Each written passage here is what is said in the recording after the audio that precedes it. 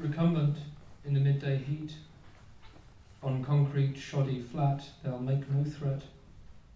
Lids hung heavy, childlike, in the mango's fragrant shade. At night to jog the shanties in a mania of shapes. Over the piles of lousy tar, a pelt of chippings loosely poured. Listless pad the vibrant yards that hem the turquoise sea, wary of the noiseless stone daubed bright with unfamiliar hues, tongues lolling skirt the pig-iron fence. There's rumours of lizards in my cereal, their barking small and shrill. Translucent limbed, they'll spend the daylight hours behind the freezer's arthritic wheeze. These woods and we are unacquainted, pallid mud and roots unknown, great bark stripped and splayed like prehistoric limb, devoid of grass and thick familiar sod, loved but overlooked. They wear the masticated nodes of spit and dirt clamped bulbous to every bough, and from them leaks from time to time, we're told, a warning hum.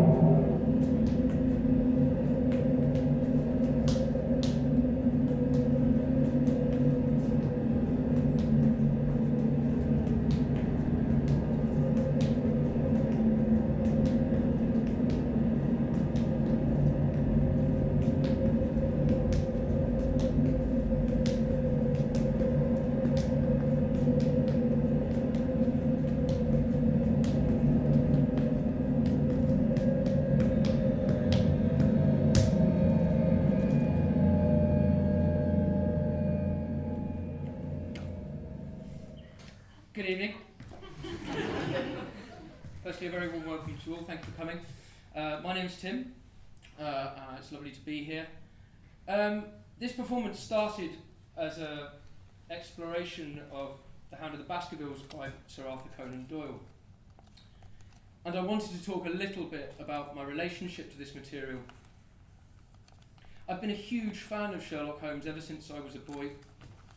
And this book in particular really captured my imagination. So much so that when I was 7 or 8 years old, some friends and I wrote and staged a theatrical production of the book at our primary school. I felt that I was somewhat unfairly passed over for the role of the great detective at the time, and alas the same thing happened with the part of Watson. I was involved in what I like to think of as a troubleshooting capacity, playing a number of small but vital roles, and it was this theatrical diversity, if you will, that led me to play the part of the Hound.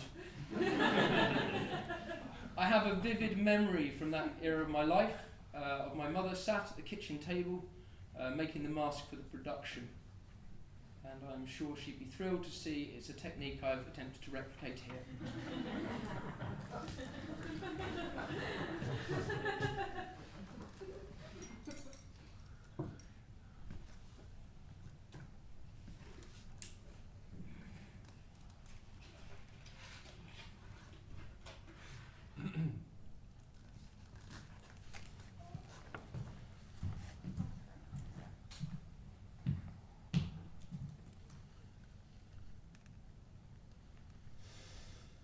Keep left until there's no more road. Mind the placement of your feet. Eyes like dish plates fraught with sugar, hijacked by a landscape that sudden steals, surges up from plump green veins. Bracken colours all the world in ferric reds. Deserted stacks of cloth and steel interlace the granite gangs. chaotic dumped like hoarded teeth, haphazard on the threadbare path. It makes a constant lurking, the presence of the stone. Sour with fog, the building squats upon the town, its walls dense, sullen, decade thick, its gate a menace, topped with brass. The tube hacks up, a ceaseless howl, hides out in woodchip sitting rooms, grubs for old familiar pains, a fallacy of scruffy myth, an anecdote of sun-fried bone. Eye and knuckle comb the scrub, for on the bleak they shall be found, curled small, fetal and formulaic, discarded in the straggle grass or jammed with thorns, a ragged clump of fibres.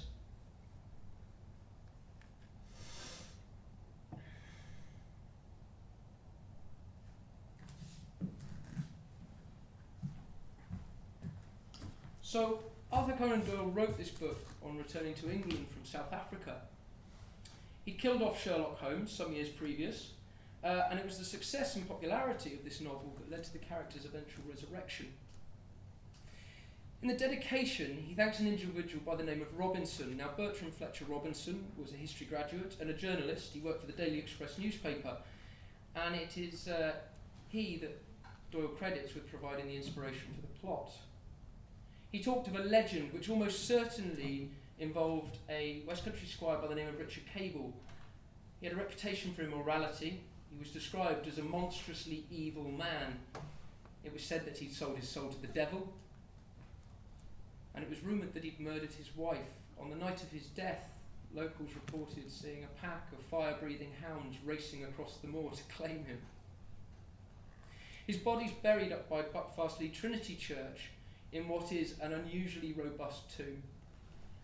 And there's a couple of legends regarding this, not least that if you're to run round the tomb 7 times and stick your fingers through the railings, the squire or the devil will bite your fingers. And the church has had its own share of bad luck. During the 19th century, it was a popular target for body snatchers. It's situated some distance from the local town, and it's easily accessible via a number of secluded lanes. In 1849, arsonists broke in and set a fire that destroyed the vestry and badly damaged the communion table. During the Second World War, the windows were blown out by a bomb dropped by a returning German plane. But it was in 1992 that arsonists broke in again, and this time they set a fire directly under the altar. The resulting blaze was to completely gut the building. It's a strange place to visit. Even in the middle of the afternoon, the atmosphere is odd. And I think this is due perhaps in part to the fact that the stonework is in such good repair. You kind of find your mind attempting to fill the gaps. Once there were doors and windows, now there's nothing but wind. And as you look up for the ceiling, your gaze is challenged by sky.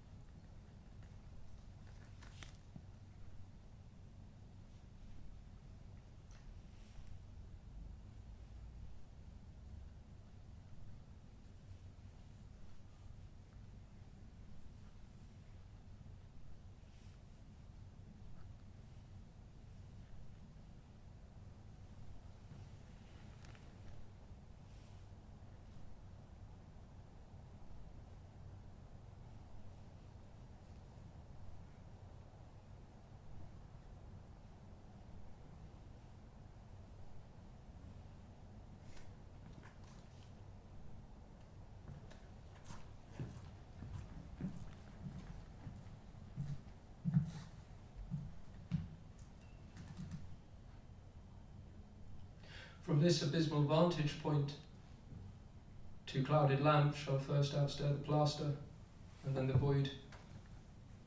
Still wrapped in heavy mourning gown, a carapace all emptied out, upon the boards, feet slippered still upon the rug.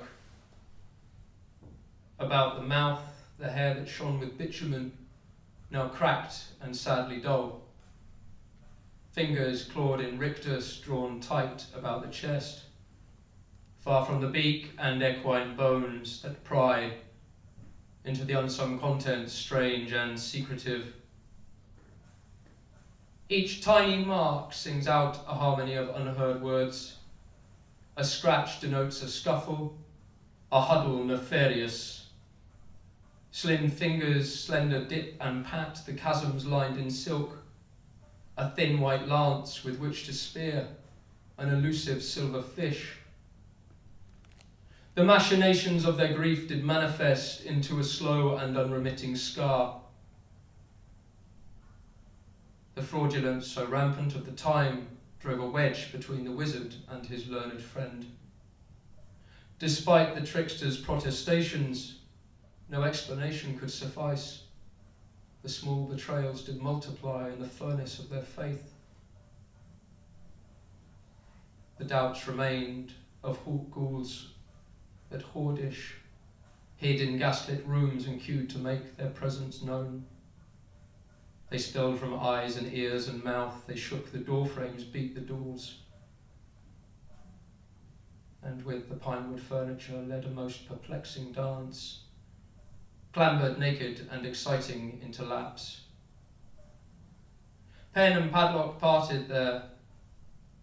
The white-eyed shudderings drew wealthy affectations that in the daylight scrutiny soon fell apart.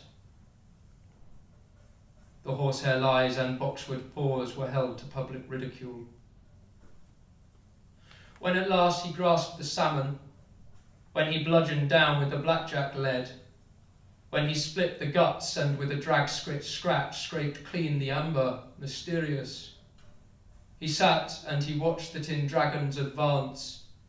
He heard the song of the horse chestnut's lisp at the base of a dirt track barely recalled, at the copse at the heart of the God-golden sea.